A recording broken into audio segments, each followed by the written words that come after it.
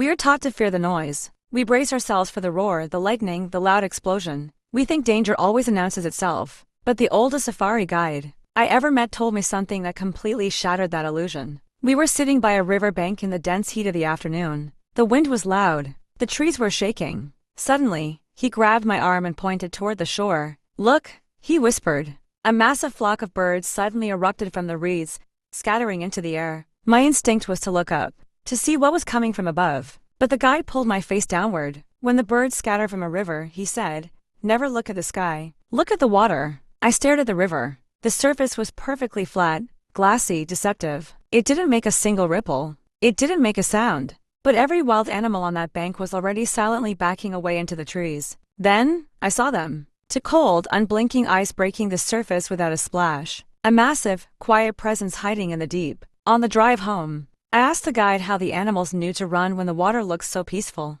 He smiled and said, "Because nature doesn't waste time waiting for absolute proof. It pays undivided attention to patterns, and it acts on them instantly." Then he looked right at me and said, "People should do the same. The people who consistently drain your soil, break your trust, or disrespect your peace rarely change overnight. They leave subtle, quiet warning signs in the water every single day. You just keep explaining them away because you are desperately hoping the ending will be different. The greatest danger to your life isn't the force hiding in the dark depths. It is your own stubborn decision to stay standing on the river bank, watching the red flags surface, and choosing to ignore what you have already seen. Stop waiting for the jaws to snap. Trust the pattern. Get off the bank.